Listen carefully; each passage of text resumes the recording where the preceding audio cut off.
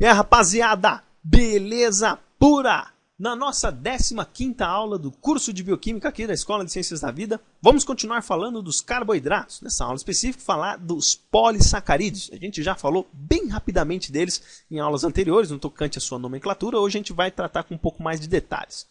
Então, nessa aula especificamente, vou mostrar a estrutura geral dos polissacarídeos e mostrar as partes de funções de armazenamento energético e função estrutural que eles apresentam aí nos sistemas vivos, beleza? Bem rapidamente aí.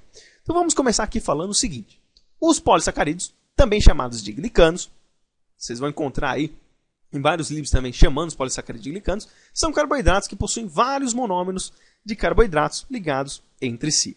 Em aulas anteriores eu defini como polissacarídeo os carboidratos que estão ligados entre si e que apresentam mais de 20 ligações ou mais de 20 carboidratos ligados entre si. Então, se houver mais de 20 carboidratos ligados entre si, nós temos os polissacarídeos. Uma coisa bem simplesinha.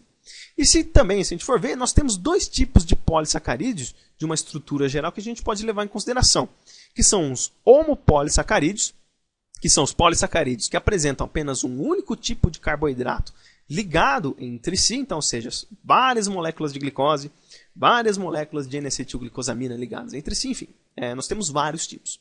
E temos também os heteropolissacarídeos, que apresentam de dois ou mais tipos de carboidratos ligados entre si, formando aí também um polímero extenso. E uma coisa importante, que alguns homopolissacarídeos ou heteropolissacarídeos apresentam ramificações e outros não. O que seria isso aí? Então vamos dar uma olhadinha no que são os polissacarídeos não ramificados e os ramificados. Quando nós olhamos um homopolissacarídeo não ramificado, nós temos uma estrutura deste gênero, que é uma ligação apenas do tipo alfa 1,4 ou beta 1,4. Tá? E temos os heteropolissacarídeos, que podem ser carboidratos distintos. Aqui eu coloquei todos diferentes, mas em algumas ocasiões apenas existem dois tipos de carboidratos diferentes e já entram na composição dos heteropolissacarídeos. Quando nós falamos em ramificação, ou são carboidratos polissacarídeos ramificados, para os homopolissacarídeos ainda assim teremos apenas o mesmo carboidrato, só que nós teremos ligações que vão além do tipo alfa 1,4 ou beta 1,4. Nós poderemos ter ligações do tipo alfa 1,6, beta 1,6, alfa 1,3, beta 1,3 e assim por diante. Se ligar em outros carbonos que não seja o 4, certo? Mas é sempre o carbono anomérico também que vai estar participando dessas ligações. A mesma coisa vale aqui também para os heteropolissacarídeos, que são os carboidratos diferentes, como eu já falei para vocês, e se ligando em carboidratos, em carbonos que não sejam ou o 4 ou o 1, que seja entre um e outro, tá bom? Essa que a gente viu na parte da estrutura geral aí é o que vale para praticamente todos os glicanos que nós estudamos. Vamos passar agora para a parte de função de armazenamento, que já é uma parte mais do que para que serve os polissacarídeos, E eles têm uma função importantíssima, algum deles, para armazenar principalmente energia. Então nós temos dois principais tipos de polissacarídeos que têm essa função de armazenamento de energia, que é o amido e o glicogênio. Dentre estes dois, nós produzimos glicogênio. O amido é produzido pelas plantas, mas nós também podemos utilizar o amido para fornecer energia para nós, tá ok? Vamos começar então falando aí do amido, que é um polímero único e exclusivamente de glicose e que pode ocorrer de duas formas. Então nós temos a amilose, que é uma cadeia longa não ramificada que apresenta apenas ligações do tipo alfa 1,4, então é uma cadeia não ramificada longa, existem várias moléculas de glicose para formar o amido. E nós temos a amilopectina, que é uma cadeia longa ramificada. Então, além dela apresentar as ligações do tipo alfa 1,4, ela também vai apresentar ramificações que vão ser feitas no carbono 6, formando ligações do tipo alfa 1,6. Vamos dar uma olhadinha na estrutura da amilose e da amilopectina para a gente entender o que é cada uma delas, começando com a amilose. Então, eu coloquei aqui uma estrutura bem simplificada para vocês da amilose. Eu não terminei ela, mas ela vai torcendo aqui até formar uma alça, virar e continuar. Tá? O que nós temos aqui na molécula de amilose? Então nós temos essas esferas esverdeadas, são as moléculas de glicose ligadas entre si. Nas extremidades nós temos os carbonos livres, então na extremidade aqui da esquerda nós temos o carbono 4 livre, que é uma ponta não redutora, e temos um carbono 1 aqui livre, que é a ponta redutora da amilose. Veja, nós temos apenas uma única ponta redutora e uma única ponta não redutora, certo? E como aqui está o carbono 4, deste lado aqui, deste lado está o carbono 1. Esta linha aqui representa a ligação entre as moléculas de glicose, então nós temos uma ligação do tipo alfa 1, 4. Alfa 1, 4. Alfa 1, 4 e assim por diante. Várias moléculas de glicose ligadas entre si.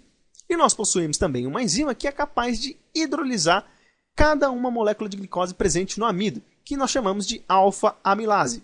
A alfa-amilase vai hidrolisar as ligações glicosídicas do tipo alfa 1, 4. Então ela vai quebrar exatamente aqui.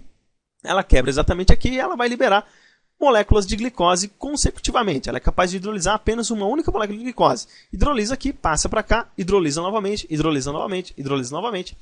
E assim a molécula de glicose vai sendo liberada para ser consumida pelas nossas células para gerar energia, gerar ATP, beleza? Então a gente viu a estrutura da amilose. E aqui a estrutura da milopectina. Vê que ela é bem diferente da amilose, né? O que nós temos aqui, né? Nós temos esferas vermelhas e esferas verdes. O que são cada uma dessas esferas? As esferas vermelhas são as moléculas de glicose que estão ligadas do tipo alfa 1, 4, sem ramificações, tá certo? E aqui nessas esferas esverdeadas, nós temos as ramificações aqui da cadeia da milopectina, que são ligações tanto alfa 1, 4, como ligações alfa 1, 6. Então vê que quando nós temos uma esfera esverdeada, né, nós temos uma cadeia e ela se estende aqui para cá. Né? Se liga aqui alfa 1, 6 e vai se estendendo. Mas também temos ligações do tipo alfa 1, 4 aqui. Beleza? Bom, e uma semelhança, né, da milopectina com a amilose é que nós temos também uma única ponta redutora na amilopectina. Na amilose a gente vê que a gente tinha uma única ponta redutora, aqui também é a mesma coisa. Só que, diferentemente, a amilopectina possui várias pontas não redutoras, certo? Onde nós temos uma molécula de glicose livre aqui, nós teremos uma ponta não redutora. Então pode ser aqui, eu evidenciei essa região, mas nós temos aqui também, aqui também. São regiões que não são capazes de promover redução de íons ou de outras moléculas. E também a amilopectina ela sofre a hidrólise da alfa-amilase. Então onde estiver o carbono alfa, né, alfa 1, 4, ligação alfa 1, 4, nós iremos hidrolisar essa região. E as regiões do tipo alfa 1, 6, quem vai promover essa hidrólise é a alfa 1, 6 glicosidase, que vai remover aí a molécula de glicose que está ligada do tipo alfa 1, 6. Beleza? Bom, vamos passar agora aqui para o glicogênio, né, que é um polímero de glicose semelhante à amilopectina, porém possui um número maior de pontos de ramificações. Então, se nós formos ver, a amilopectina ela tem uma ramificação em média a cada 24 a 30 moléculas de glicose. Tá? O glicogênio ele já possui uma quantidade muito maior. Então, é uma ramificação geralmente para cada 8 a 12 unidades de glicose. Pode ser de 8 a 12, de 7 a 11, isso daí varia muito. Mas, se a gente fazer esse quadro comparativo, a quantidade de ramificações que o glicogênio possui é absurda, é muito maior. Mas ela tem uma semelhança com a amilopectina, porque também as ramificações são do tipo alfa 1, 6. Se nós formos olhar aqui a ligação esquemática do glicogênio, é exatamente aquilo que eu falei para vocês. Então, nós temos aqui a ligação do tipo alfa 1, 4, né? Carbono alfa, para baixo do plano aqui, 4. A cada 7 a 11 repetições, no próximo carbono, né, o 12º ou o 8º carboidrato que nós temos aqui, nós temos uma ligação do tipo alfa 1, 6. E este carboidrato aqui, ele já tem uma cadeia pré-existente. Né? E se nós formos ver a estrutura geral aí do glicogênio, ele assume esta forma aqui, como se fosse uma forma de grânulo. Né? O glicogênio nas nossas células é predominantemente nesta forma, por decorrência também da interação com essa proteína central aqui, que nós chamamos de glicogenina. Essa proteína também que vai interagir principalmente com o único carboidrato redutor da molécula de glicogênio. Assim como a amilopectina, ela tem apenas um único carboidrato redutor. E as outras demais regiões, eu só evidenciei aqui a parte exterior da esfera, né? Nós temos as pontas não redutoras, mas aqui também nós temos pontas não redutoras. Bom, o glicogênio ele vai assumir essa forma, então, por causa da interação com a glicogenina, que vai torneando aqui o glicogênio. E por que ele assume essa forma aqui, como se fosse uma forma de grânulo? Para fazer com que a pressão osmótica dentro da célula onde ele foi estocado não seja tão grande. Veja, se nós tivermos moléculas de glicose soltas dentro da célula, a pressão osmótica nesta célula seria muito grande, porque a teoria diz que a pressão osmótica dentro de um compartimento qualquer é dependente da quantidade de moléculas dissolvidas. Então, basicamente, nós podemos dizer que uma molécula de glicogênio vai exercer a mesma pressão osmótica do que uma molécula de glicose livre, porque o glicogênio são várias moléculas ligadas entre si, mas elas não estão dispersas, elas estão ligadas. E vai exercer a mesma pressão osmótica do que apenas uma única molécula de glicose, teoricamente, livre, exerceria. E aí o que acontece? A célula consegue armazenar uma quantidade muito grande de energia sem comprometer aí a pressão osmótica no seu interior. Então por isso que nós armazenamos glicogênio, tá certo? E aí, para terminar essa parte da função do armazenamento, né, mostrar um quadro comparativo entre os três polissacarídeos que a gente viu, a amilose, a amilopectina e o glicogênio. Né? Então a amilose, como eu falei para vocês, ela forma aqui como se fosse um colar, né? Ela vai torneando entre si. Isso aqui tem uma interação importante com o iodo, né? O iodo, quando ele pode interagir com a amilose para formar um composto escuro, né? Ele vai interagir exatamente aqui nesse ponto onde vai formar essa alça aqui, tá certo? A amilopectina tem as suas ramificações, em média cada 24 a 30 moléculas de glicose ligadas entre si, e o glicogênio, uma quantidade enorme de ramificações, muito maior do que a amilopectina, e aqui nós temos a nossa pontinha redutora, um único carboidrato redutor para vários carboidratos não redutores. Beleza?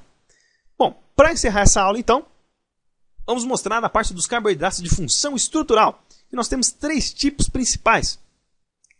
A celulose, a quitina e o peptídeo glicano. Vamos dar uma olhadinha nestes três aí. Começando pela celulose. A celulose, então, é um homopolissacarídeo de glicoses unidos através de ligação beta-1,4.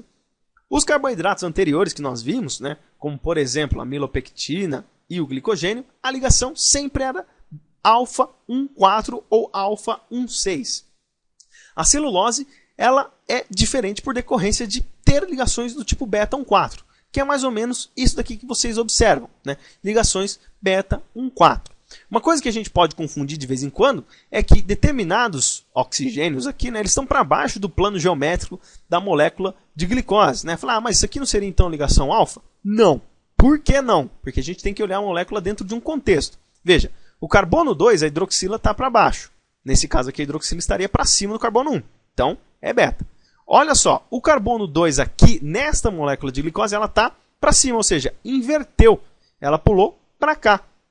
E aí, se ela está aqui, isso aqui é ligação do tipo beta também. Está para baixo, mas a hidroxila está para cima. Ele alterou isso aqui, só para mostrar só. Tá? Então, a gente tem que olhar a molécula como um contexto inteiro. Traçar um plano geométrico aqui e ver se é alfa, se é beta, olhando as hidroxilas também dos outros carbonos, a posição deles. Bom, mas aí nós temos N repetições aí de moléculas beta-1,4 de glicose ligadas entre si.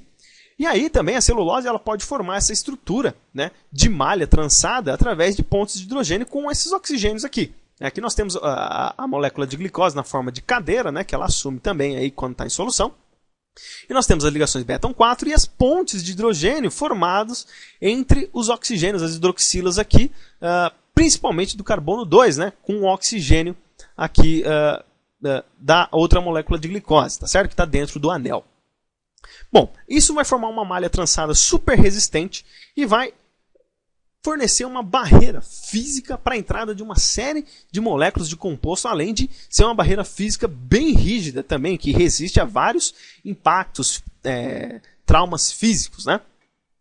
A grande maioria das plantas, né, plantas terrestres, possuem celulose. Plantas aquáticas elas não apresentam aí uma capa muito grossa de celulose, algumas nem apresentam, né? Mas a grande maioria das plantas vão apresentar sua parede celular no formato de celulose, tá certo?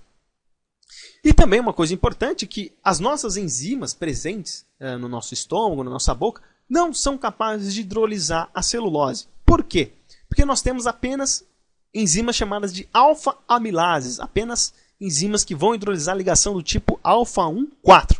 Como a celulose possui uma ligação do tipo beta-1,4, a conformação espacial impede que essas enzimas promovam a sua hidrólise.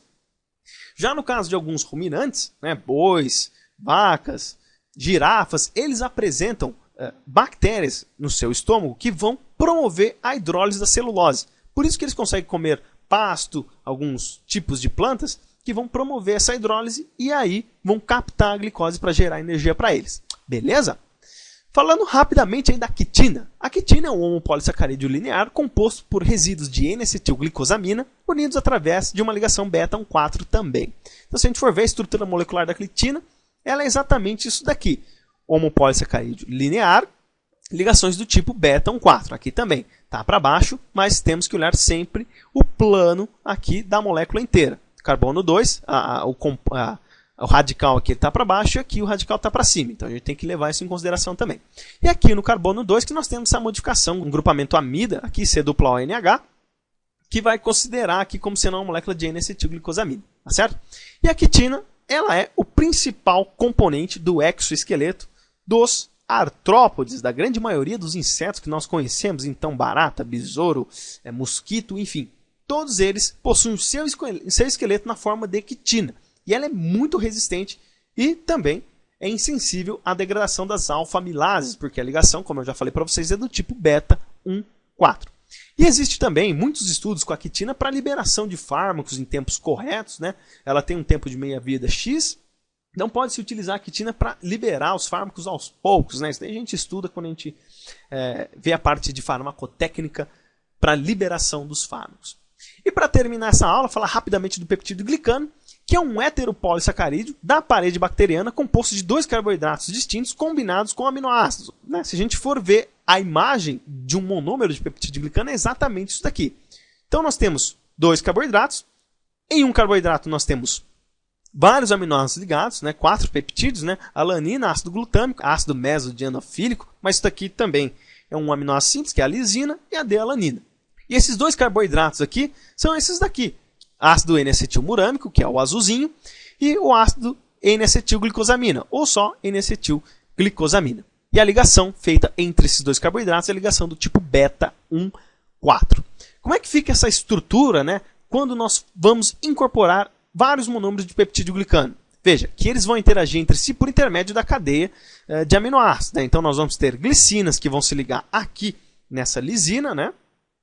5 glicinas ligando a lisina, depois ligando com a alanina de outro monômero de peptídeo glicano, que vai ficar exatamente desta forma aqui. Né? Então nós temos o ácido N-acetilmurâmico aqui, o N-acetilglicosamina, e nós temos eles ligados entre si através da ligação cruzada com pentaglicinas. Então aqui nós temos a D-alanina, 5 glicinas aqui ligado com uma lisina. Na verdade é daqui para cá, né? Da lisina, 5 glicinas liga com a D-alanina. Lisina, 5 glicinas, liga com a D-alanina. E assim vai até formar a estrutura final da parede bacteriana. E é nesse ponto, né, que vai atuar os antibióticos beta-lactâmicos, que vão impedir que essa ligação cruzada ocorra. Impedindo que essa ligação cruzada ocorra, não é formada a parede bacteriana e as bactérias acabam morrendo aí por lise e por não conseguir manter a sua pressão osmótica da maneira que se deve. Isso daí a gente estudou aí já em algumas aulas de farmacologia aqui da Escola de Ciências da Vida. Beleza? Bom, essa foi a referência então que eu utilizei para vocês, o princípio de bioquímica do Leninger, o clássico exemplo de bioquímica das nossas aulas. Espero que vocês tenham gostado dessa aula. Se vocês gostaram, por favor, deem joinha, compartilhem o vídeo. É de graça, é facílimo fazer isso, e quanto mais os senhores fizerem isso, os senhores me ajudam e ajudam outras pessoas também a conhecer a Escola de Ciências da Vida e serem beneficiadas aqui também. E se vocês quiserem participar, enviar críticas, sugestões e dúvidas, se inscrevam aqui no nosso canal e participem lá da página e do grupo da Escola de Ciências da Vida do Facebook. Tem o meu Facebook particular, se quiser me adicionar, está autorizado também. Todas as informações estão no descritivo aqui deste vídeo. Beleza? Então é isso aí, pessoal. Forte abraço a todos, fiquem com Deus e até a próxima aula, se Deus quiser.